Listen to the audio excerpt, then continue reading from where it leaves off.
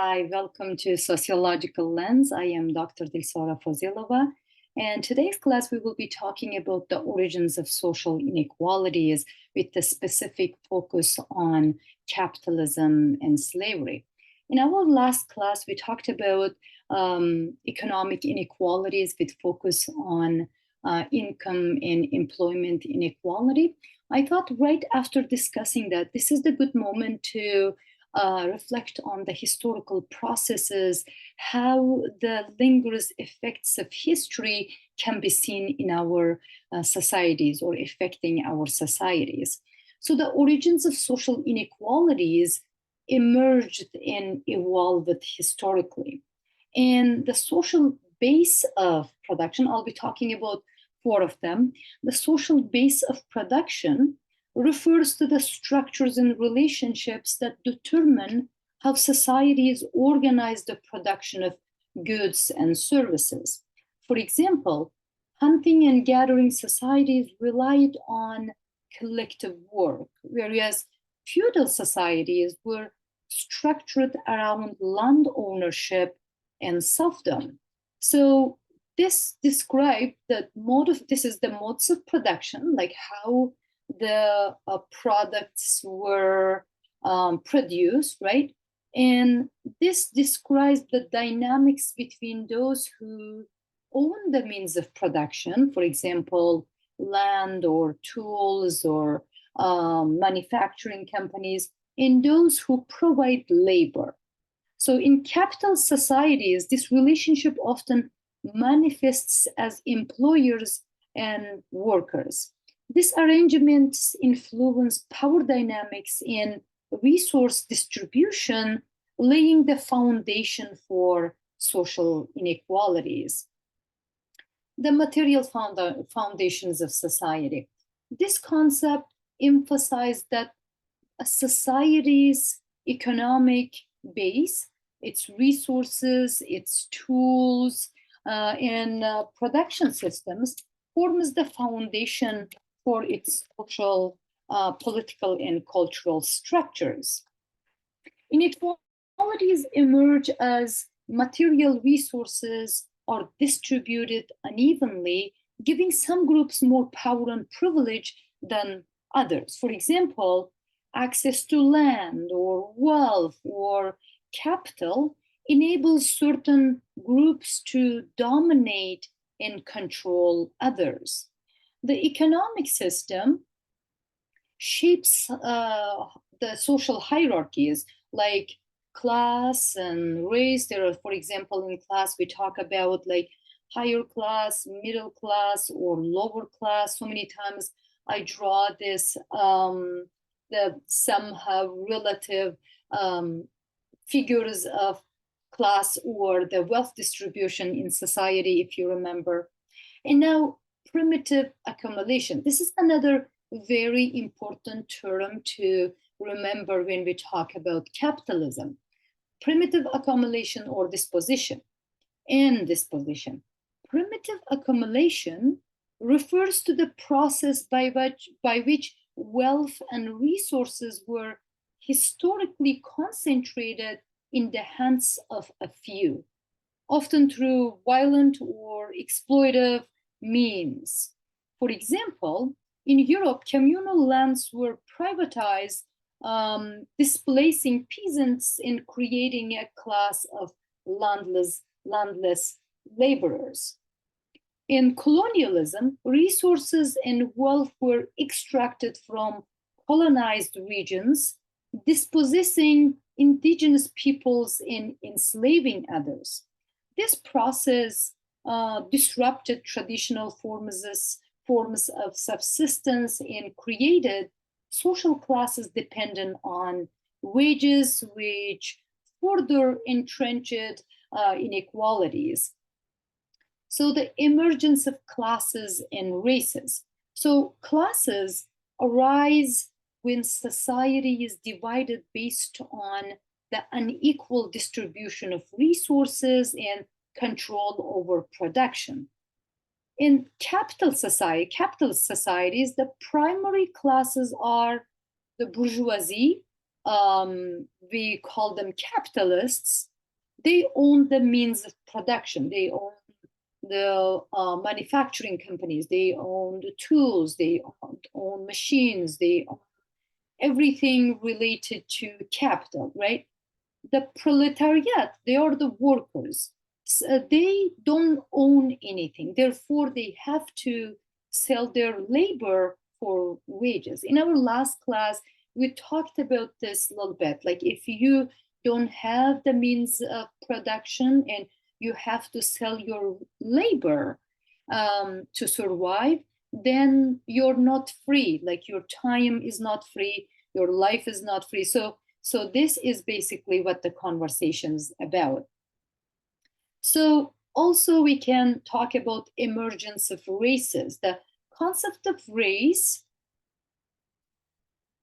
the concept of race and racial hierarchies developed as societies sought to justify inequalities and exploitation, particularly during colonialism and the transatlantic slave trade. Some of the key factors are that economic motives, we will talk about that, race ideologies or racial ideologies were used to legitimize the exploitation and enslaved and colonized peoples. Also social stratification, social distinctions become tools to divide labor forces and maintain control over marginalized groups. So social inequalities emerged historically through the evolution of production systems, the unequal distribution of material resources and processes like primitive accumulation and disposition. This dynamics led to the creation of social classes and racial hierarchies, which became entrenched in societal structures over time. Understanding these origins help us analyze and address contemporary inequalities in our societies. So society is born in the process of production. What does it mean? This statement reflects a sociological and materialist perspective on the relationship between society, production, and social relations. So what is production? The act of production, creating goods, services, and resources to meet human needs in society, is fundamental to human existence and the development of society. As humans interact to produce what they need, they form social relations. So, and they form social relations in structures like family, community, markets, and states. If you remember in first class, I talked about that, in the beginning of societies, they had these social institutions, but they were kind of unorganized, but they were in a very primitive form. And over the years, as people come and go, these institutions thickened and hardened, and they became stronger institutions with defined structures and functions.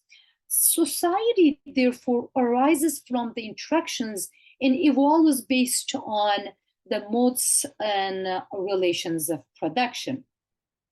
So what is production?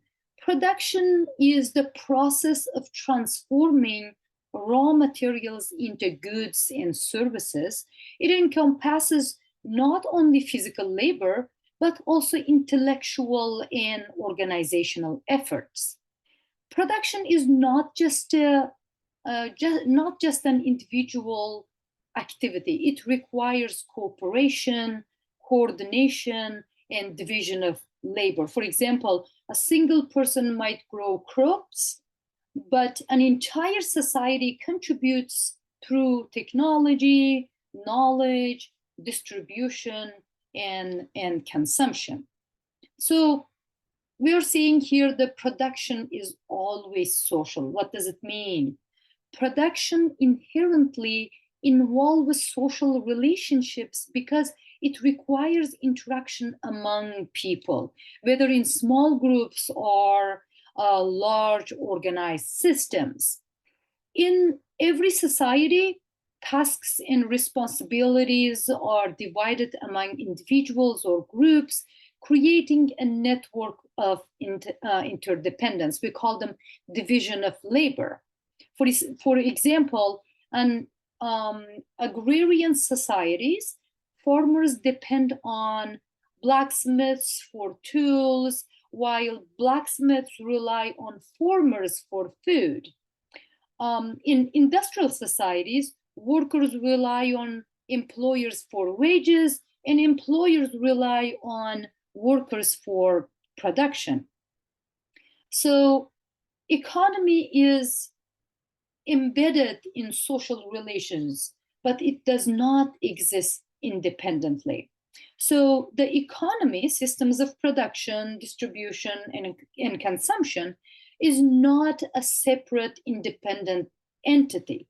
It is embedded in and shaped by social relations, cultural norms, and historical contexts. For example, in a capitalist society, the economy reflects class relations between owners or owners of capital and workers. In traditional societies, economic exchange is often influenced by kinship, reciprocity, and social obligations.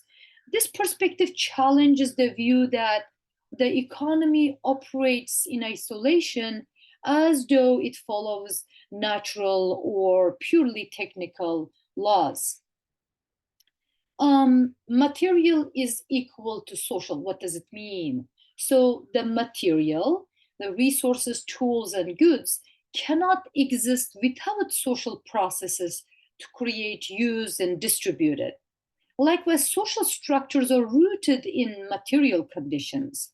For example, the production of food, a material need, requires social systems like agriculture, trade, and governance, which also shape societal hierarchies and relationships. This idea aligns with Marxist thought, where material conditions, the economic base, determine social structures, the superstructure, and both are deeply intertwined.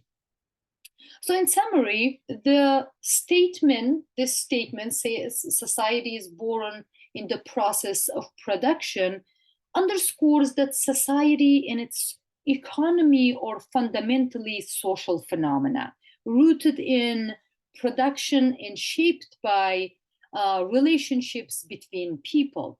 The economy cannot exist in isolation from social life because material and social realities are interconnected. Understanding this helps to see that inequalities and power dynamics in production are not natural, but socially constructed and subject to change. Modes of production. So what is modes of production? We talked in earlier slide, we said like modes of production. The mode of production is a concept from Marxist theory that refers to the key, it refers to the way a society organizes the production of goods and services. It encompasses the economic system, the technologies and tools used, and social relationships that define how labor and resources are utilized and distributed. Some of the key components of modes of production can be the means of production.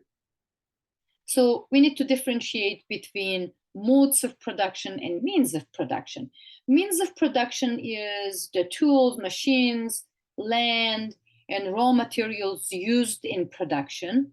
Also, labor power, the human effort and skills required to produce goods and services. So modes of production include these forces of production, which is means of production and labor power. Together, they define the technological and productive capacity of society at a given time. So relations of production, the second one, first is forces of production. Second one is relations of production. I did not make like specific slide for this. These are the social relationships that emerge in the process of production, such as those between workers and owners of capital, lords and serfs in feudalism, tribal members in communal systems. They dictate who owns and controls the means of production and how the products are distributed. So the historical modes of production, Marx identified several key modes of production throughout history, which each of them corresponding to a distinct stage in societal development. The first one is primitive communism, he calls that, characterized by communal ownership of resources and collective labor, small egalitarian societies where everyone contributes and shares equality. Example, hunting and gathering societies or hunter-gatherer societies. In slave societies, it emerged with the rise of agriculture and surplus production. So the defined by the slave societies defined by the exploitation of slaves who were considered as property. For example, the ancient Greece and Rome can be some of the examples to that. In feudalism, it is based on land ownership and relationship between lords, landowners, and serfs, that peasants bound to the land. The surplus was extracted from the people who worked on the lands by the ruling class. Example, medieval Europe. And the next one is capitalism. Capitalism based on private ownership of the means of production and wage labor. A profit is generated by extracting surplus value from workers' labor. Example can be modern industrial and post-industrial societies. Socialism and communism. The hypothetical models of production were the means of production are collectively owned. Actually, it aims to eliminate class distinction by redistributing wealth and power in society. Socialism serves as a transitional phase towards communism, where full communal ownership is achieved. The Soviet Union and Cuba, some other, like even China, was a socialist states, and they did not reach to communism. So, okay, well, this is about the predominant types of relations of production. We talked about quite few of them. We talked about primitive communism, slave society, feudalism, capitalism, and socialism, communism. So the dynamics of a mode of production, what is it? Each mode of production, each of them, contains inherent contradictions, often between the forces and relations of production. Example, in capitalism, the advancement of technology, which is forces of production, can conflict with the profit motives of capitalists, the relations of production.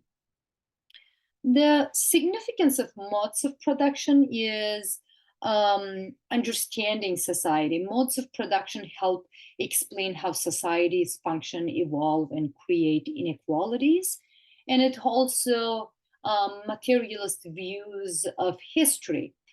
Karl Marx argued that material conditions, the economic base, shape every aspect of society, including politics, culture, and ideology.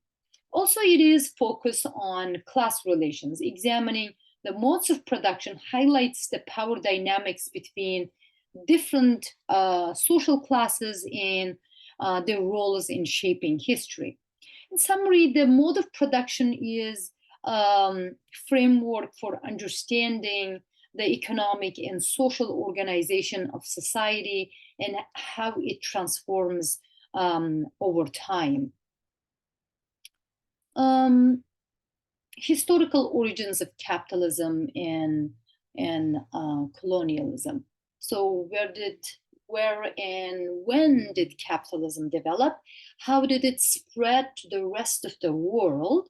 How has it changed and evolved? This is questions we try to answer in this slide. So capitalism began to develop during the late Middle Ages and early modern, around like 15th and 16th centuries. It emerged in Western Europe, particularly in regions like the Italian city-states, Venice, Florence, and the Netherlands, and later in England. So the England was at number one. So key factors in its development. It was about the decline of feudalism. The feudal system on land-based economies began to break down due to economic and social changes. Peasants and serfs migrated to towns, leading to urbanization and the growth of markets. So during the 15th and 16th centuries, trade expanded due to discoveries in new trade routes, the Atlantic and Indian Ocean routes, and the establishment of colonial empires. The influx of gold and silver from the Americas fueled monetary economies, replacing barter systems, and also the rise of merchant capitalism. The merchants became powerful economic actors, accumulating wealth through trade and investment in production. Banking systems and financial institutions, such as those in the Netherlands and Italy, facilitated capital accumulation. So then in the 18th century, there was Industrial Revolution. The beginning of the late 18th century, industrialization in Britain marked the transition from agrarian economies to industrial capitalism. Innovations in machinery and production methods, coupled with wage labor, accelerated the growth of capitalism. So, and how did it spread to the rest of the world?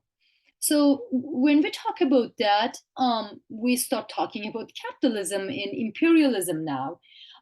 European powers that was emerging at that time, or becoming the large money owners, colonized vast parts of Asia, Africa, and the Americas from 15th century onwards. Colonial systems were organized to extract raw materials and labor to fuel European capitalist economies.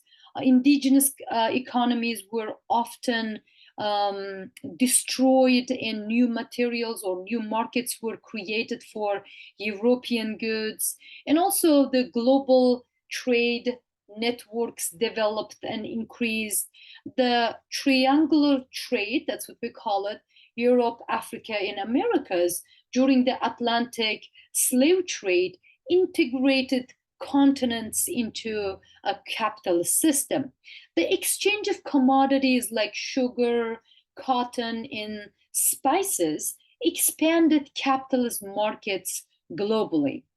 So then during the 19th and the early 20th centuries, industrialization spread from Western Europe to North America, to other parts of the world.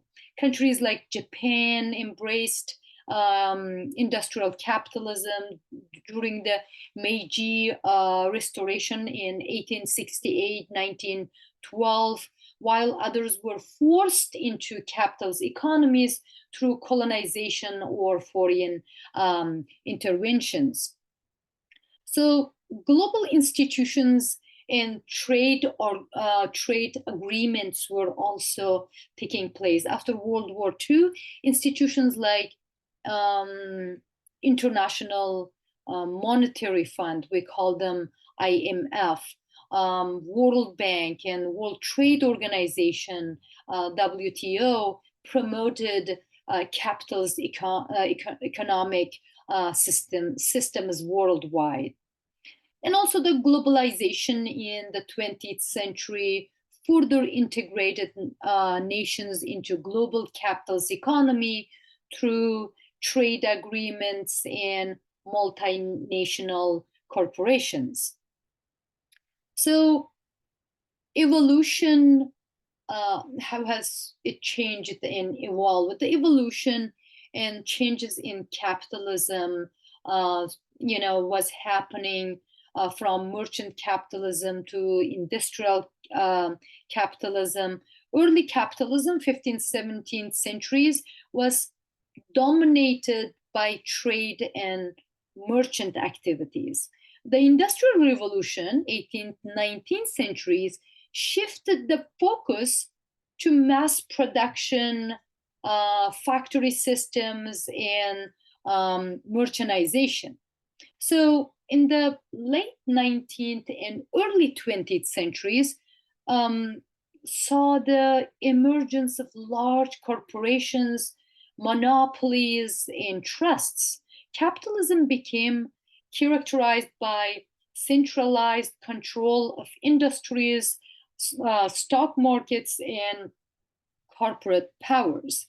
Also, there was welfare capitalism. So we talk about socialism, we talk about all these welfare systems, which is kind of like you can imagine the web, and then that is designed to hold people if they're falling in the economic system, the poor, and that is welfare system. The government helps those who are exploited or that they're poor.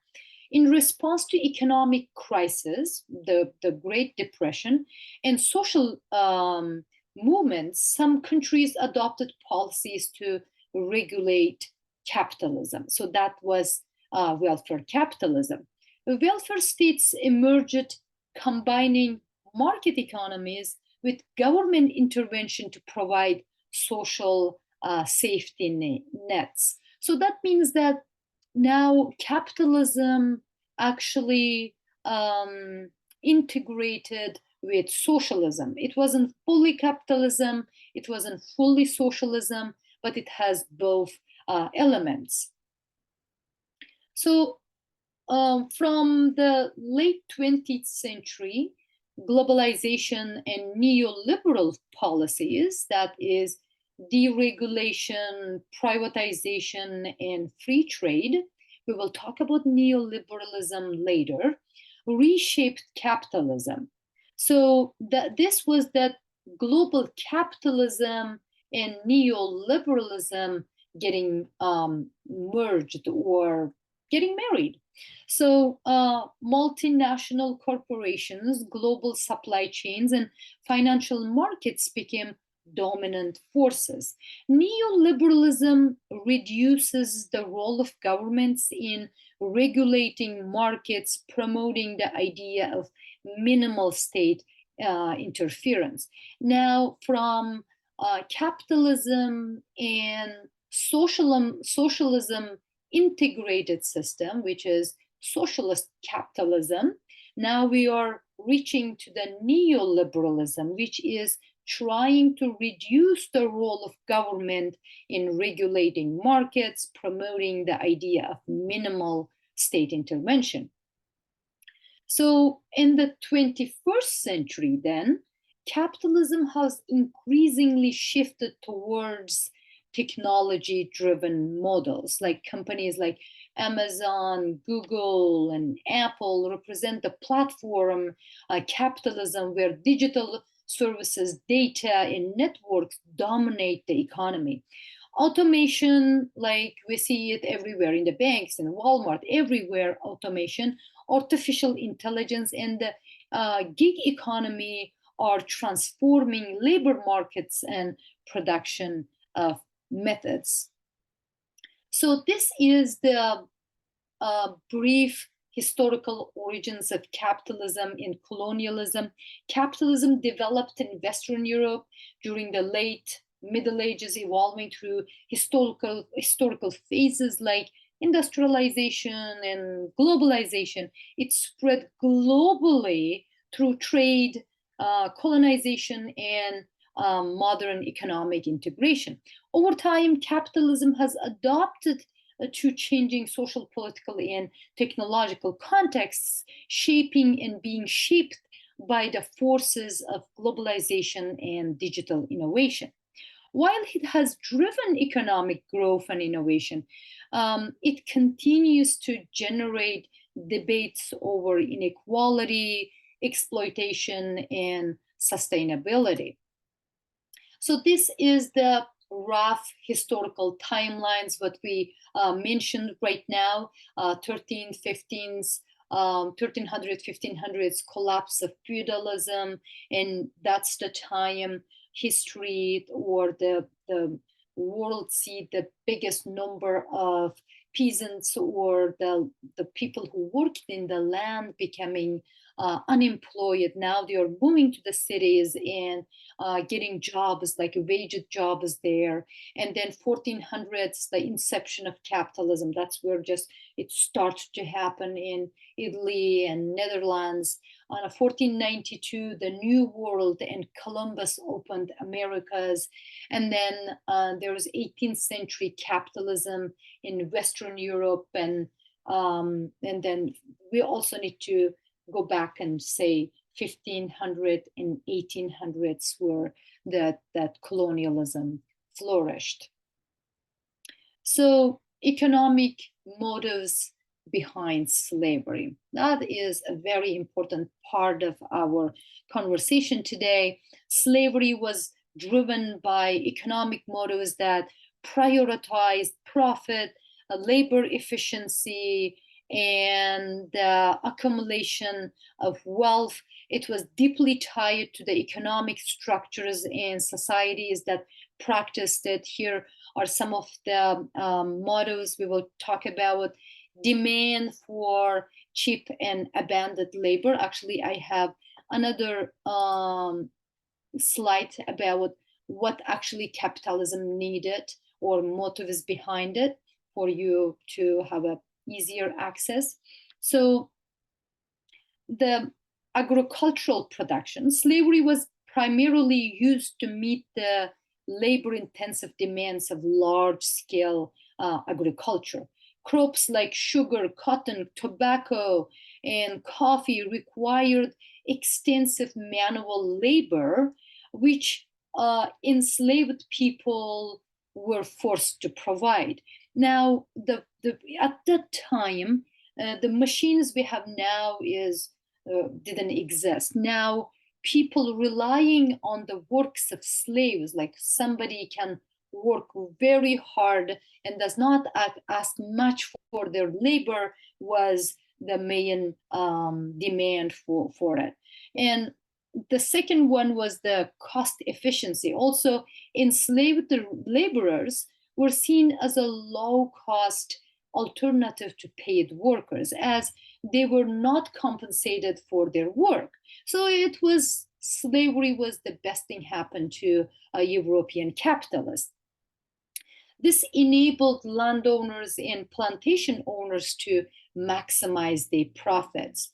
There's like some of them are mentioned on your slide. The rise of British capitalism was directly linked to the exploitation of African labor through slavery, the profits from the transatlantic slave trade, along with the production of sugar, tobacco, and other goods in the Caribbean, fueled the growth of British industries. So this is coming from the article written by Williams in, I believe it's 1918. So the second part was economic motives behind slavery. It was about the profit maximization or surplus extraction. Slaveholders profited by extracting surplus value from the labor of enslaved people who worked long hours under harsh conditions. So you have to have a slave to work under harsh conditions and not asking any kind of compensation. Otherwise, no one else would do that work, right? Global commodity markets also enslaved labor was integrated to the production of commodities that were traded globally, creating enormous wealth for plantation owners, merchants, and investors. So the expansion of colonial economies, European colonial powers used enslaved labor to exploit natural resources in colonies, driving economic growth in Europe. In your second one here, the first one is we talked about labor, second is resources. So the triangular trade, we talked about triangular trade earlier. The transatlantic slave trade formed parts of triangular trade. Enslaved Africans were transported to the Americas now, and now they were transporting raw materials like sugar, cotton. They were sent from the Americas to Europe. So Europe was becoming one of the wealthiest place on earth. And also manufactured goods were sent from Europe to Africa to acquire more enslaved people. Now you can see here markets. So basically capitals needed this all three. They needed resources, raw materials, they sent them to Europe, and they needed laborers to work in that plantations and extract this raw materials and sent them. All this hard labor needed to come free or very cheap, and then they needed markets. So when they took these raw materials from Americas to Europe, they worked on them, created different kinds of machines and stuff, and sent back to Americas to sell to these people in more expensive way. So then I want to talk about a little bit primitive, the capital accumulation. So doing this all, extracting resources, getting free labor, and sending back markets, that is part of capital accumulation in the capitalist societies. Slavery contributed to the rise of capitalism by generating vast amounts of capital that fueled industrialization in Europe and North America. Profits from slavery funded infrastructure, industries, and financial institutions. So the banks and insurance companies profited by financing slave voyages and insuring slave ships and enslaved individuals as property. Also, there was land exploitation. Enslaved labor made it possible to cultivate vast tracts of land in colonies, turning utilized land into productive agricultural regions. So this was justified an economic situation and inequality was justified. Slavery allowed a small elite class to concentrate wealth and power by exploiting the labor of enslaved peoples, and also by using enslaved labor, societies created hierarchies that marginalized certain groups while benefiting others economically, and also that enslaved labor provided raw materials like cotton, sugar, which were essential for industries such as textiles during the Industrial Revolution, and also the goods produced by enslaved labor created markets for manufactured goods, linking slavery to broader global trade networks. So the economic impact of slavery and all this resource extraction and the markets and labor is immense. Many European and North American economies were built on the profit generated by slavery, and it created long-term inequality. It created development of wealthy nations and poor nations. It developed a long-term inequality. Slavery entrenched economic disparities, leaving lasting legacies of racial and economic inequality in former slave-owning societies. Also, it created global capitalism. The wealth generated through slavery helped establish global trade systems in modern capitalist economies. So this is very important, that economic motives behind slavery centered on profit maximization, cost efficiency, and the expansion of colonial and global economies. Enslaved labor was a cornerstone of agricultural production, industrial development, and capital accumulation, shaping the economic foundations of a modern world. So we actually talked about slavery as an economic system. This is for you to understand it a little bit further. Slavery functioned as a distinct economic system in which human beings were treated as property and forced to provide labor without compensation. It was a highly exploitative system designed to maximize productivity and profit for slave owners and societies that depended on it. There is some of the breakdown of them. The key features were ownership of laborers, that enslaved people were legally owned by individuals or institutions. They were treated as chattel property, or meaning they could be bought, sold, inherited, or used as collateral for loans. Ownership gave the slaveholders complete control over the labor and lives of enslaved people. Now you can see that the slaves themselves, one part of humans, or one kind of humans, or one skin color was owned by the other like a property or capital.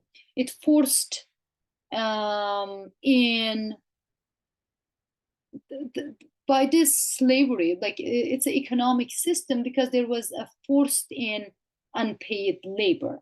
Slavery relied on coerced labor, where enslaved individuals worked without compensation, without their being agreeing to do that work. The labor was highly exploitive, often involving long hours under brutal conditions. Enslaved labor was utilized in a variety of economic sectors, including agriculture, mining, construction, and domestic services. So if you remember that Michelle Obama in the beginning of Obama's presidency, second presidency, she talked about that White House being built by slaves, that African American slaves, right? And also there was like agricultural and plantation-based economy. As we mentioned, that slavery was particularly dominant in agricultural economies that relied on the production of labor-intensive cash crops such as sugar, cotton, tobacco, rice. And these large-scale plantations in the Americas were the economic hubs of slavery, where enslaved workers were the backbone of productivity. So it created economic hierarchies that slaveholders constituted the wealthy elite in societies reliant on slavery. Wealth and power were concentrated in the hands of the plantation owners and merchants who benefited directly from enslaved labor. Enslaved people, stripped of rights and autonomy, occupied the bottom of the economic hierarchy. The integration, also economic system, because the integration into global trade, slavery was part of the global economic system that linked to Africa, the Americas, and Europe. We called them the triangle, right? The system fueled the triangular trade, where enslaved Africans were transported to the Americas, raw materials were shipped to Europe, and the manufactured goods returned to Africa. It was like a triangle. It also led to accumulation of wealth. Slavery generated immense wealth for individuals and nations. Plantation owners profited from the sale of cash crops. Merchants and shipbuilders benefited from the slave trade. European and American banks and financial institutions accumulated capital through investment in slavery. Also, it led to the lack of mobility for laborers. Enslaved individuals had no economic freedom or social mobility.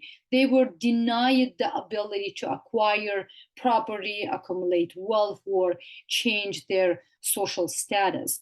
And the economic efficiency and exploitation are some of the very important points in this slavery as an economic system. Enslaved labor was highly cost effective for capitalists. The costs of maintaining enslaved workers was just food, clothing, shelter were the minimal compared to the value of their output. So they were producing a lot of goods and getting very little for that. Enslaved people were often worked to exhaustion or death with little regard for their well-being.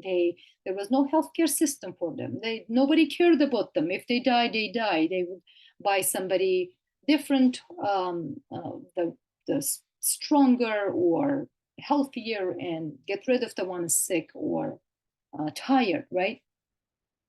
Capital investments in enslaved individuals were considered valuable assets and represented a significant portion of the wealth of slave-owning societies. Society encouraged, or slavery, the economic system encouraged investment in land and labor, marking it central to the economic expansion of colonies.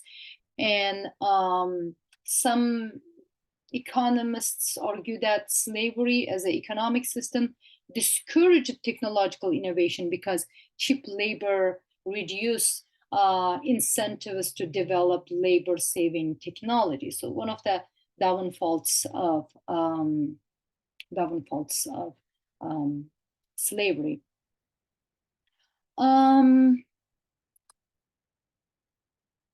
Then there is a historical example of slaveries.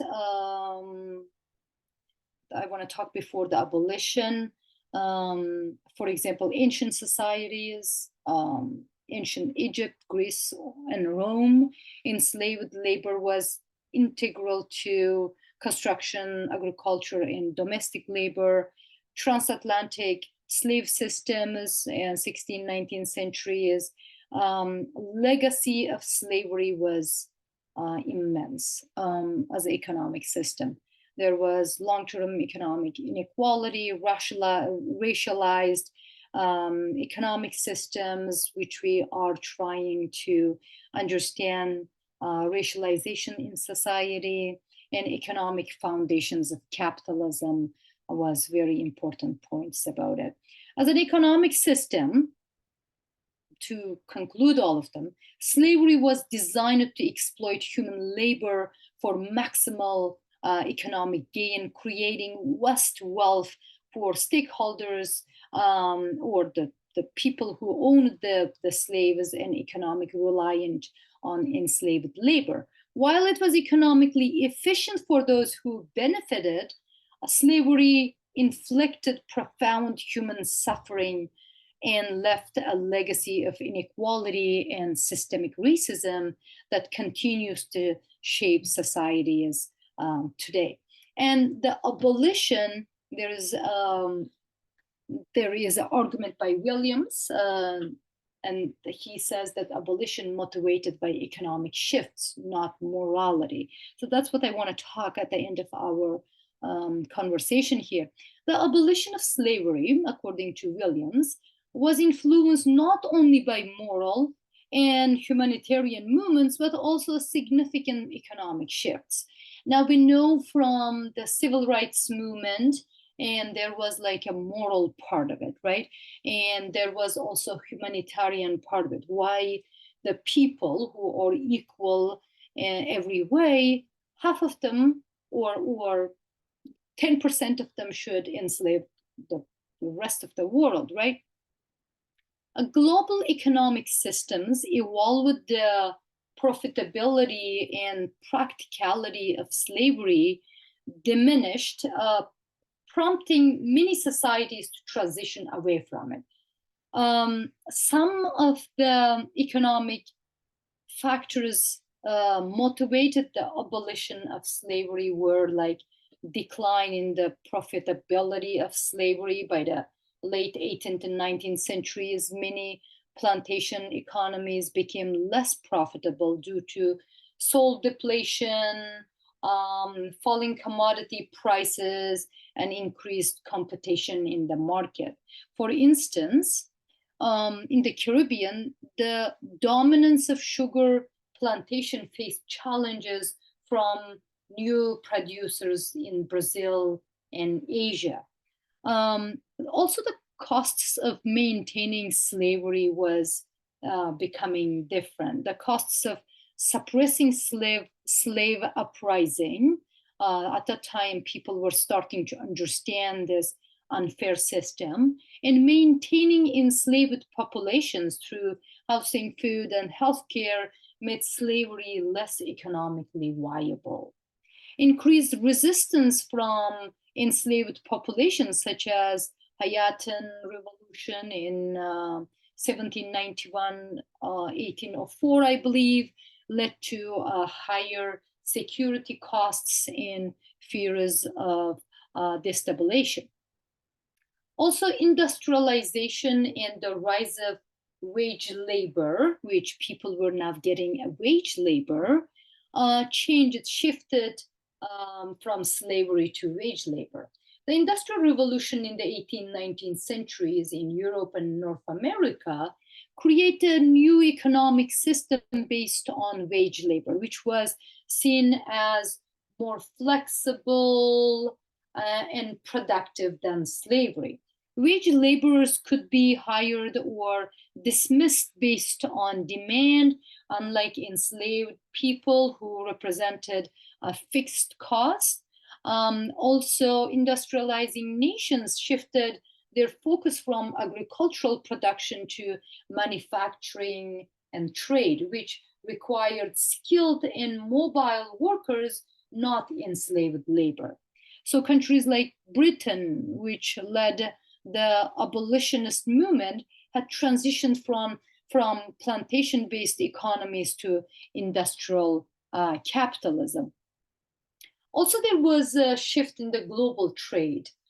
capitalist economies began to favor free labor markets where workers were free to sell their labor over coerced labor systems.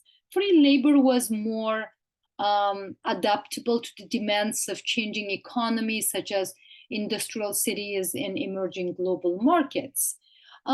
As European powers expanded colonial territories in Asia and Africa, they sought alternative economic systems that did not rely on slavery, including resource extraction and taxation of local populations.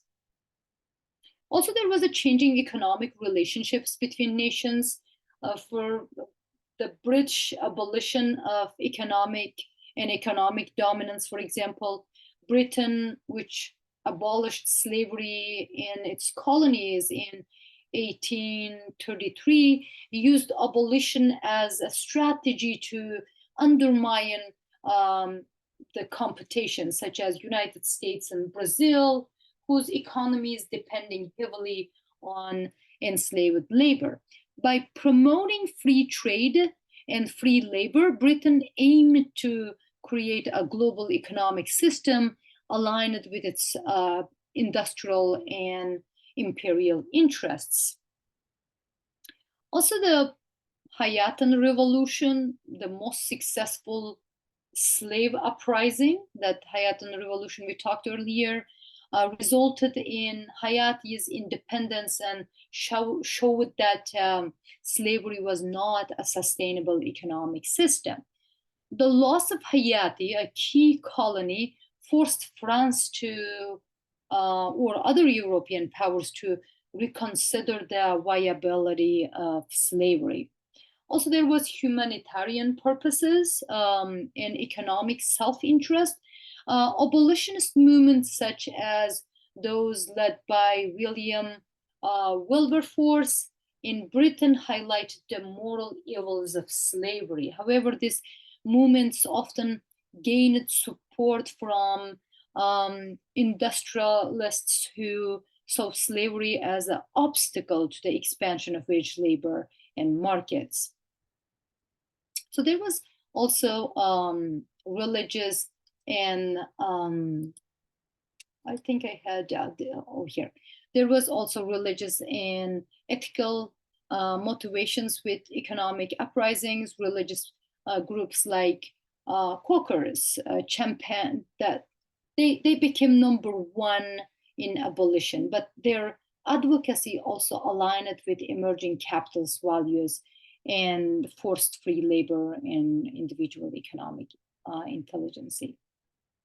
So the post-abolition labor systems, after slavery was abolished, many colonial powers replaced it with indentured labor systems, particularly in colonies like India and the Caribbean.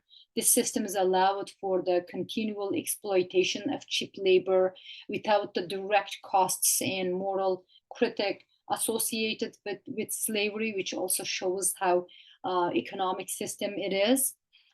Former slave societies, particularly in the United States, systems like sharecropped and segregation, which maintained economic hierarchies and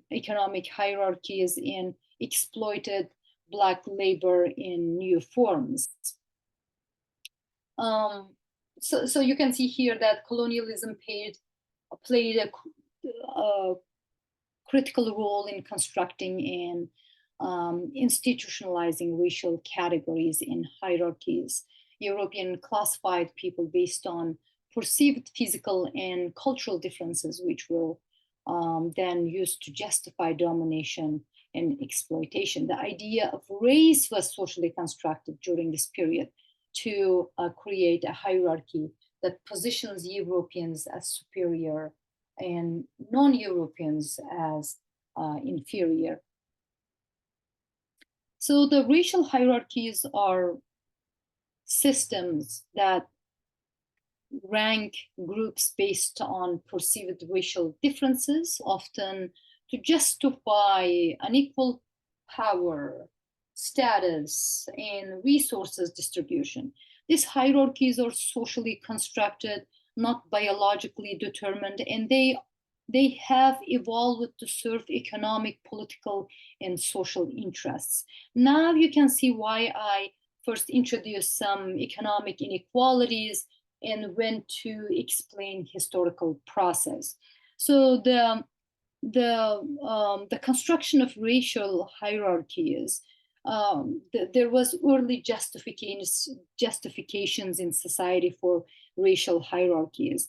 It was based on religious foundations. In early colonial periods, religion was used to categorize and justify subjugation of non-Europeans, which I showed you in this slide here. Curse of Ham doctrine, which is a biblical interpretation, suggested that certain groups, often Africans, were destined to serve others. European colonizers viewed indigenous people in Africans as heathens or uncivilized people, providing moral rationale for why they should be enslaved, right? Enslavement and colonization. So during European colonization, the idea of racial superiority was constructed to justify the subjugation of non-European populations. Colonizers framed themselves as bringing civilization, Christianity, and progress to savage societies. So also there was a role of science. Actually, I talked about this already. The role of science, during the 18th and 19th centuries, European thinkers attempted to justify humans into distinct racial groups using pseudoscience methods. For example, scientific racism. Anthropologists and naturalists like Blumenbach, for example, categorized humans into races based on physical traits like skin color, skull shape, and hair texture. These classifications ranked Europeans as superior and others as inferior, perpetuating ideas of racial inequality. Also, Darwinism. We mentioned Darwinism in our class last class. Misinterpretations of Charles Darwin's theory of evolution, social Darwinism, were used to argue that some races were more fit or advanced than others. This ideology reinforced the idea that racial hierarchies were natural and inevitable. Also, racial hierarchies. We talked about transatlantic slave trades. That's the roots of slavery and racialization, colonial labor systems, and the institutionalization of racial hierarchies. So as we advanced in new societies, the later societies, laws were created to enforce racial hierarchies and maintain white dominance. So, for example, Jim Crow laws in the United States enforced segregation and denied political, economic, and social rights of African Americans. Or apartheid, that South Africa established a formal system of racial segregation and economic exploitation. Caste systems in Spanish colonies, for example, ranked individuals based on their racial ancestries, privileging Europeans and marginalizing indigenous and African populations. So,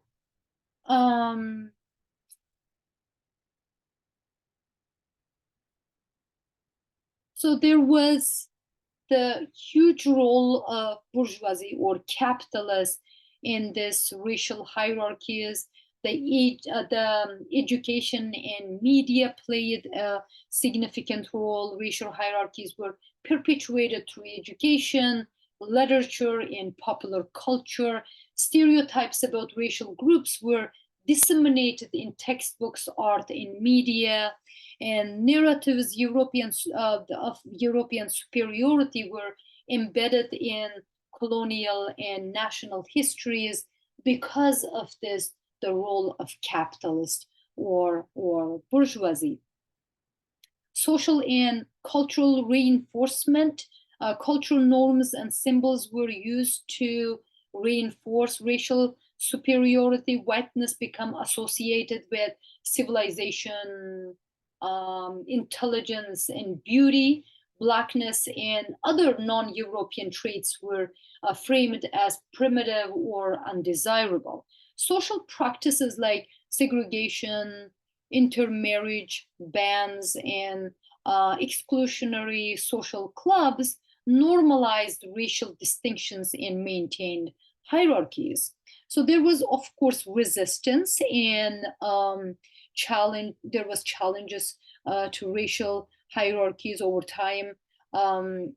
Resistance movements like abolitionism, civil rights movement, decolonization movements challenged the legitimacy of hierarchies, and scientific advancement in social sciences debanked the biological and the social basis of race, showing it to be a social construct.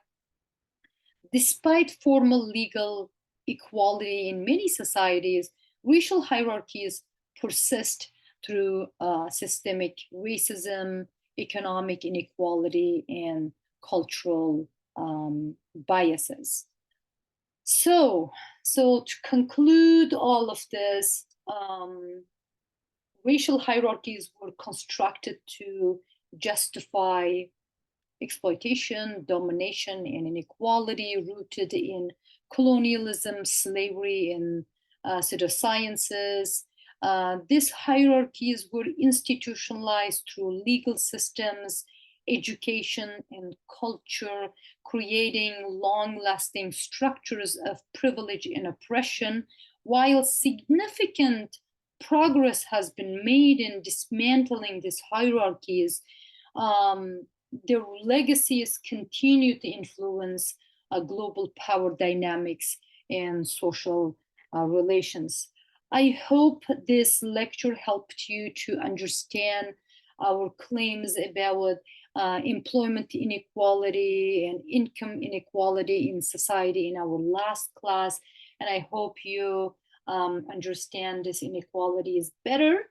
And we will continue our conversations about inequality in our next class. Thank you for listening. Bye.